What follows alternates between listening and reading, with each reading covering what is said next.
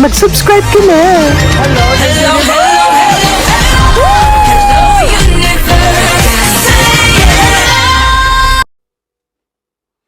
Hello mga buweks! Magandang araw sa inyong lahat. Galaw-galaw para hindi mo pa imburnal. Hello sa ating mga subscribers dyan. Ganun din sa ating mga new subscribers. Welcome to Parade of Beauty! If you are here today, welcome to the new era of beauty. Beauty is in you. Hindi ko pa makuha mga buweks. Di ba ganun yung dapat? Hindi ko alam ang gagawin ko. Kagigising ko lang, di ba? Tinanghali ako ng gising kasi naman napuyat naman ako sa kahihintay kay Alexi Brooks kagabi sa kanyang talent, di ba? Akala ko nga mamaya pa yan kasi ang sabi doon, ano yan, anong tawag dito? Ngayong kagabi, kanina madaling araw, tapos bukas sa madaling araw, hindi ko alam matutuloy pala siya kagabi or kanina madaling araw. Kasi parang yan, 2 sets. But anyway, kamusta naman kayo? Happy weekend sa inyong lahat. Ayan. Hello po sa mga nanonood dyan. Ayan, sa ating 1 million viewers. Please don't forget to subscribe to my channel. Click your notification bell para mas updated kayo sa ating mga chika everyday and night sa mundo ng pageantry. And please like this video. Thank you sa mga nag-like. Sa mga hindi pa nagla-likes dyan, galaw-galaw para hindi ma-stroke. Jimbo! Charito. Kamusta naman kayo mga buweks? Grabe, ang bilis ng araw ha. Kasing bilis ng pagbulusok ng aking ganda. Diba? Charito. O, diba? Buhay na buhay ang ating hair. Ganun talaga, no? Pag maganda ka, suklay-suklay ka lang. Dead man na sa iba. Di ba? Maaari yung iba hindi nagagandahan sa'yo. Pero mas marami namang nagagandahan sa malamunyika mong pagmumuka. Di ba? Charito! Kamusta naman? Ayan, kamustahin natin. Etong ating Reyna, si Alexi Brooks, kamusta naman siya? Nagka-chika-chika kami nung nakaraang gabi, pero mamaya magla-live ako. Mamayang gabi, mamaya tayo magchikahan tungkol sa kanya. Nakakaloka naman ang Miss Eco International, di ba?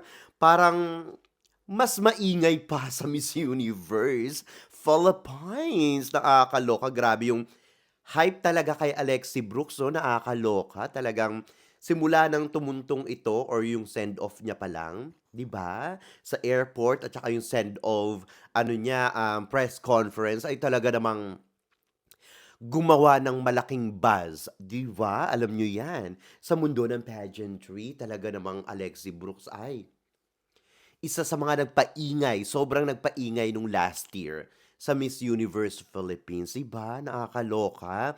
Iba yung suporta ng mga Pilipino at lalong-lalo na yung mga taga Iloilo sa ating People's Queen, Alexi Brooks. Di ba? Nag-iisa lang yan. Alam nyo na, di ba? Sabi ko sa inyo eh. Pag itong si Alexi Brooks, excuse me, pag itong si Alexi Brooks ay talagang lalaban na, no? Which is nangyayari na nga ngayon. Panigurado ko, siya ang magbibigay ng ingay ng bonggang-bongga dito sa Miss Eco International Organization. Nakakaloka ito. But anyway, ayan, unahin muna natin ito, no? Dito muna tayo kay Miss Uganda. Ayan, gusto ko lang isingit. Kasi, naglabas ng official statement ang Miss Eco International, no? Parang kinall out nila yung mga pageant fans. Ayan, kinall out nila kasi nilalait nila si Uganda, 'di ba? Nilalait nila ito dahil nga sa kulay nito, sa itsura nito. Ayan, sino pa ba? Syempre yung mga bahay nating mga taga-Indo, 'di ba? Nakakaloka itong mga taga-Indo na ito kasi si Uganda naman, in fairness naman yung kanyang communication skills, maganda rin ang communication skills ng Uganda. Kaya talagang itong mga Indo, alam niyo na 'no, kinakabahan, 'di ba? Talagang nilait-lait nila yung itsura ni Uganda na parang hindi daw yung pang beauty queen, ganyan, 'no? Hindi daw karapat-dapat sa Miss Eco International, bakit daw yun nakasali? Gano'n yung inaano nila. Naawa tuloy ako kay Miss Uganda. Wala daw yun pag-asang manalo kasi nga hindi daw kagandahan. Pero ang ganda naman ng communication skills mga buweks. Kaya siguro, ayan, kinabahan ng bonggang-bongga ang mga taga-Indu. In fairness naman, maganda naman yung kanilang kandidata. Kaya nga lang siyempre, siguro doon sa communication skills sila ano, kabado kaya gano'n.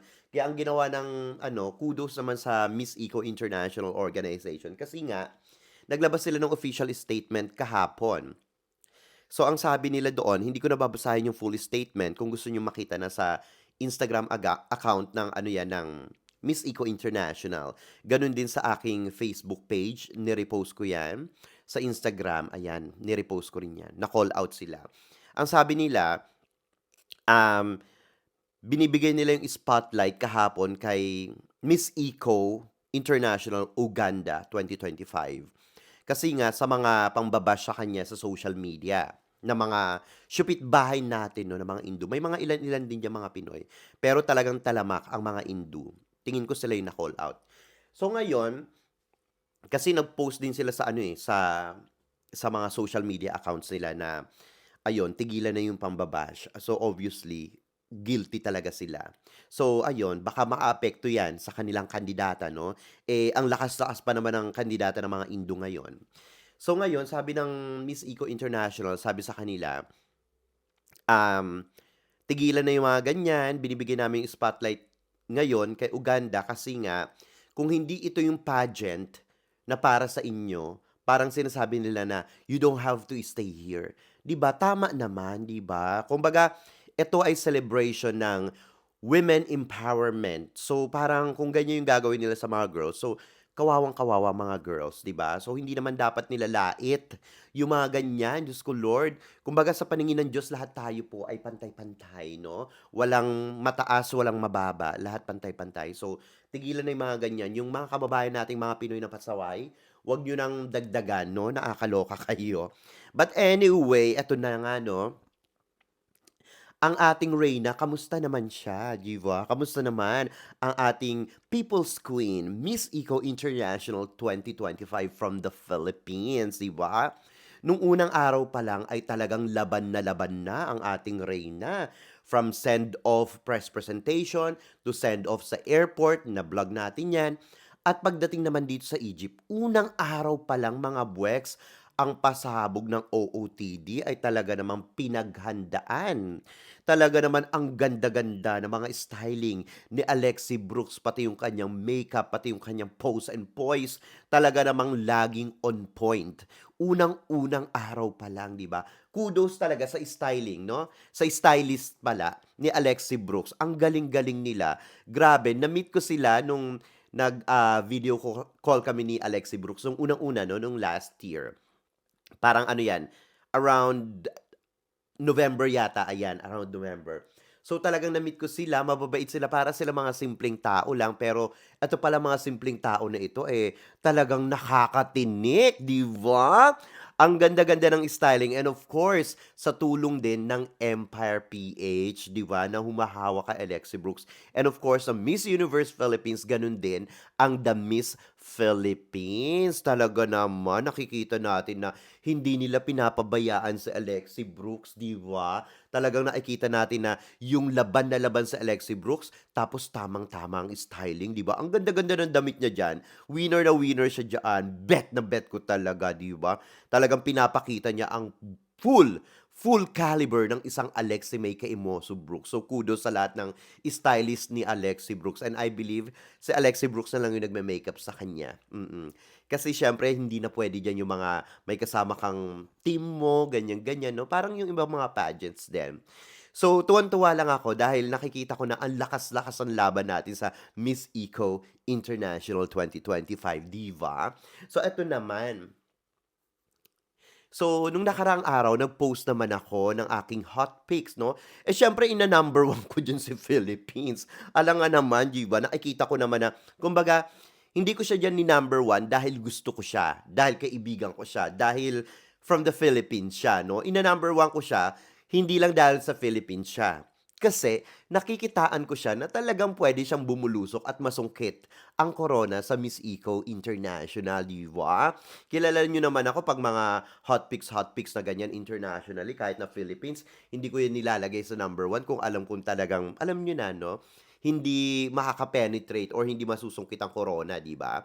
So ngayon, ayan nilagay ko diyan si Philippines number 1, United Kingdom number 2, si Ukraine number 3, si Brazil number 4, and number 5 si Indonesia, and the rest and so on and so on. So ngayon, diyan sa post na 'yan, nag-trending 'yan mga buweks, ang daming mga ano niyan, reaction. Siguro magsa-10,000 na yung ano, yung reactions diyan sa Facebook 'no, sa both Facebook ko at saka sa ano, anong tawag dito, sa group, ano bang tawag diyan, group Facebook page, ayan. So meron tayo niyan. So kung hindi pa kayo naka-follow sa aking mga social media accounts, i-follow niyo na, wag na kayong umarte, 'di ba? Meron tayong Facebook page, meron tayong Facebook group, ano ba tawag do'n, group Facebook page or group fan page, ganyan. Tapos meron tayong TikTok, meron tayong Instagram, meron tayong YouTube, 'di ba? So ayan, i-follow niyo na lahat, 'di ba? Parade of Beauty ang nag-iisang mamabweks, 'di ba? So ayun, so nung pinost ko nga 'yan ay talaga namang, ay, nag-umapaw ang mga reactions, mga bweks, ang daming comments doon. Mag-iisang libo na yata or mahigit 'no, I'm not sure. Pero kagabi parang nasa 500 plus siya, yung comments. And then yung likes, reactions, almost 10,000 na, parang ganyan. So nagulat ako ngayon, nakita ko ang daming mga ano dun, may mga nag-aano dun, hinahanap si Nigeria, ganyan-ganyan. Eh, tinignan ko naman si Nigeria, okay naman siya. Gusto ko pang makita ng marami pang mga kaganapan si Nigeria bago ko siya ipasok, bago ako ma-convince. But anyway, ang ating mga syupit-bahay na mga Indo ay nagwawala. Nagwawala sa aking Facebook page, 'di ba? Talagang sabi nila dapat daw ang number 1 si Indonesia, hindi daw si Philippines. Merong isa doon na taga-Africa na sinabi na parang ano daw, parang shame on us, parang gano'n. Shame on Philippines, parang gano'n, 'di ba? Parang bakit daw tayo number 1? Ay, yung mga taga-Africans talagang binabalahura din tayo, pati yung mga ano, mga Indians 'no, nakakaloka. Talagang gusto nila, number 1 din ang India or nasa top 5, pero lalong-lalo na itong mga siyupit-bahay nating Indo na nagwawala nagwawala sila sa aking Facebook page, nakakaloka na. Dumayo pa talaga sila sa aking Facebook page para makipagbardagulan sa mga Pinoy. Wala silang ka-idea-idea na etong Facebook page ko na ito, 'di ba, dominant diyan ang mga Pinoy, 'di ba? Tapos nag-ano pa sila ng over the backhoe. Well, eto talaga mga Indo, feeling talaga nila sila na ang pinakamagaling at powerhouse sa mundo ng pageantry 'no. Ang masasabi ko lang sa kanila, dapat hintayin nila yung tamang pagkakataon, wag silang masyadong ano, atat na atat at magpakadilulo at parang self-proclaim na ginagawa nila, 'di ba? Eh, kasi sa mga kagaganyan nila sila pa yung napapaimburnal, 'di ba mga bweks? So, dapat hintayin lang nila, 'di ba? Eh, kung darating man yung pagkakataon na yun, medyo matagal-tagal pa, 'di ba? Pero darating din sila diyan, panigurado diyan 'no? Galingan pa nila kaysa naman ganyan sila, nakakaloka sila, 'di ba? So ayun lang, ganda-ganda ko, charing. Charito. So ayun, siyempre number 1 sa akin si Alexie Brooks, alam ko yung kalibre niya, malay ko ba yung kalibre nila. Tinignan ko naman, yung communication skills naman ni Indonesia parang ano, parang ayun, malapit-lapit na rin sa imburnal. Anyway, eto naman, dito naman tayo sa siyempre nakikita naman natin, ayan 'no, nag-ano-ano pa sila, naggawa-gawa pa sila ng video yung sa TikTok na ano, parang about sa success 'no, parang yung sinasabi doon sa TikTok na ay ayun, parang nag-TikTok sila na successful na pala siya, parang gano'n, dinab nila. Tapos yung step by step, ganyan-ganyan. So, parang inano 'to, pakulo ito ni Alexie Brooks 'no. So, ngayon nakakatuwa lang kasi nga siyempre nakasama niya diyan yung mga ibang kandidata na talagang hindi ko alam, siguro minemorize nila yung line kasi yung buka ng bibig parang ano naman, parang medyo saktong-sakto naman. Panoorin niyo ito, nakakatuwa. Wow, ang taas ko na. Ganon. Makikita mo sa imagine mo, success ka bigla kang sumakses Pero step by the step pala. Bago ka sumakses. Pero O 'di ba, nakakatuwa, talagang kitang-kita natin doon sa Miss Eco International, lalong-lalo na yung mga queens doon at ang ating queen na si Alexia Brooks ay talaga namang ini-enjoy niya ang kanyang journey. Tama lang yan, di ba? Enjoy-enjoy lang para walang masyadong mga stress, di ba? At ito naman, syempre, nakakatuwa naman ito mga buweks. Nagsama-sama ang mga reyna sa Asia, di ba? Etong si Indonesia, si Thailand, and of course, ang ating reynang si Alexi Brooks. Asia power talaga ito. Nakakatuwa lang ito. Panoorin nyo.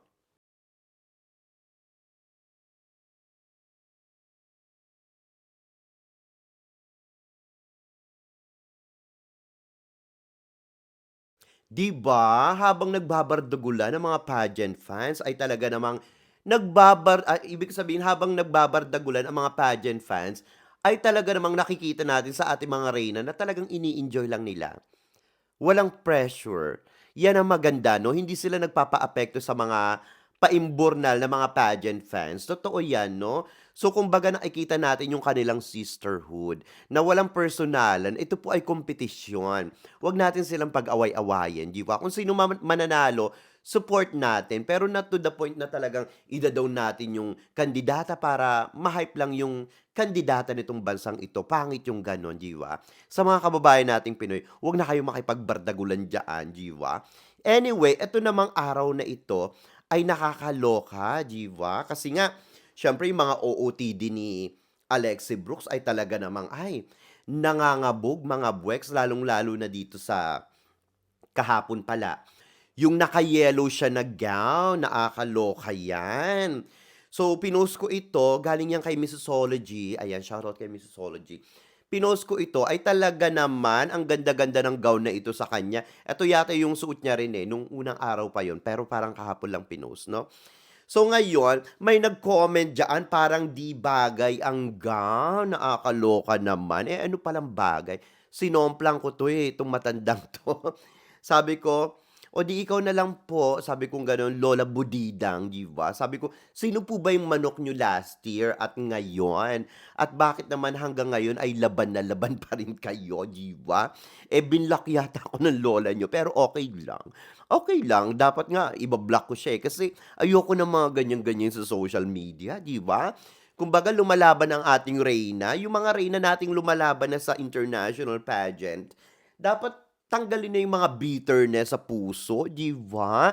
Dapat support lang tayo, gano'n. Ang ganda-ganda ng reyna natin. But anyway, kahapon nga eto na 'no.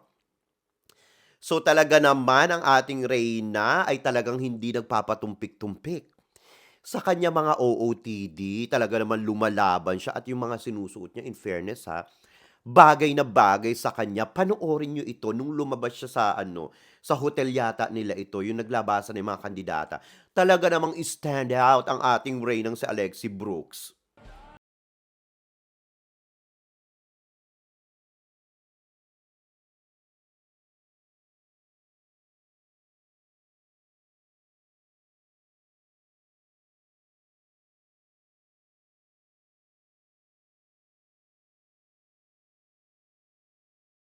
Ang galing, pati yung execution niya sa gown, 'di ba? Sa gown tuloy, sa ano, sa dress niya, hindi yan gown, 'di ba? Ang ganda-ganda. In fairness, simple lang yan damit na yan, pero nangangabog. Kasi nga bagay sa kanya, tsaka na-execute niya na maayos, 'di ba?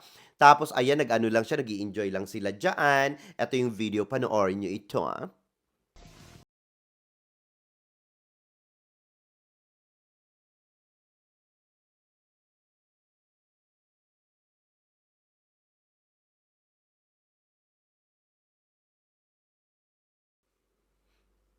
Oh, 'di ba? Ang galing-galing. Natutuwa lang ako kasi sabi ni Alexi Brooks, yung hindi niya ginagawa talaga na madalas, yung sumasayaw siya. Pero ayan, nakita natin, 'di ba? Talagang nakikipagsabayan ang ating reyna. Talaga namang nangangabog at hindi ito pumapayag na maiwan sa ere, 'di ba? Talagang go with the flow lang siya. Tama 'yan, no? Laban na laban, may gigil factor, at the same time, nag-i-enjoy. Ganun talaga, 'di ba? And siyempre, eto naman.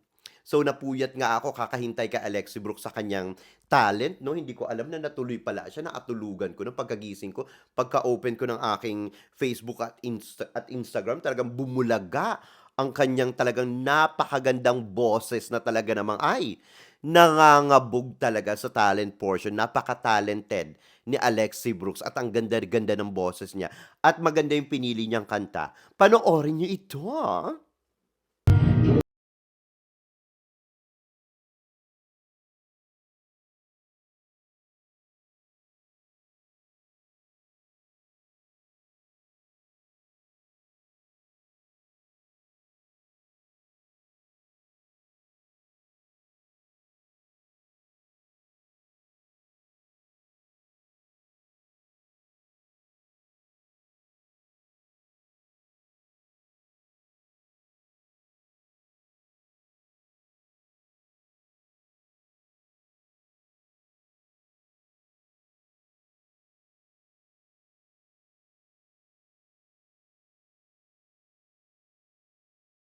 Kaloka ang ating Reyna, diva.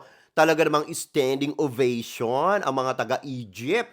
Ganun din ang mga kandidatang kasama niya doon, diba? Hindi sila makapaniwala na ganun kaganda ang boses ni Alexi May Kaimoso Brooks from Iloilo, di ba? Representing the beautiful country of the Philippines, o di ba? Talaga namang hindi nagpaawat. Hindi kinabahan. Talagang kumanta. Bumula ang bunganga. Muntik nang lunukin ang mikropono doon pa lang sa talent portion, di ba? Talaga naman ang ating Reyna. Pinaganda niya, aba dapat lang ano, kasi syempre isang taon na halos yan, imposible namang hindi pa siya napaghanda, hindi katulad ng iba dyan, inabot na ng 2 taon at lumaban sa international pageant, nauutal-utal pa sa mga bugahan, di ba? Alam niyo na kung sino yun, di ba? Ito talaga ay pinaghandaan niya at parang hindi nga niya kailangang maghanda ng bonggang-bongga sa totoo lang eh. Kasi yung talent niya, yung pagkanta niya, nandiyan na yan sa kanya, di ba? So nakikita natin yung mga video okay, yung mga, ano yung mga pagkanta-kanta niya sa mall, ganyan-ganyan, di ba? Yung mga pagkanta-kanta niya sa mga karaoke. So may talent na talaga si Alexi Brooks. So enhancement na lang yung ginawa niya. Sa kanya namang bunganga, sa kanya namang katawan, ayan, wala na tayong problema dyan. Lalong-lalo na sa kanyang pasarela, lahat kompleto sa Ricardos na. So, go na go lang siya. Di ba? So, ayun. Hindi niya kailangan mag-memorize, no? Yung iba dyan, 2 taon na memorize. Diyos ko, Lord! Hindi pa rin na perfect. Para pa rin natutulog sa kangkungan. Di ba? Napaimbornal, kaya ayun, naligwak sa kamunoy, di ba? Charito. But ayun, totoo yan, no? Diyos ko, Lord, ay nako, may kilala akong ganyan. Basta wag nyo nang tanungin kung sino siya. Basta yun, may mga nakakaalam kung sino siya. Di ba? But anyway, eto na nga, no? Kudos talaga dito kay Alexi Brooks. Ang galing-galing. At maraming salamat for representing our country, the Pearl of the Orient, the Philippines. O, di ba? Na-excite ako kay Alexi Brooks. Sasabihin niya, Alexi May Kaimoso Brooks, Philippines. O, di ba? Or ganito. Philippines. Di ba? Nakakaloka ito. Nakakatuwa naman dito sa Miss Eco International. Ang bilis-bilis ng kanilang facing, no? Hindi ka mabobore. Hindi ka tulad ng mga ibang pageants, Diyos ko, Lord, inaabot ng 2 dekada na, hindi pa tapos, di ba? Charito. Pero dito sa Miss Eco International, ang bilis-bilis lang, nakakatuwa.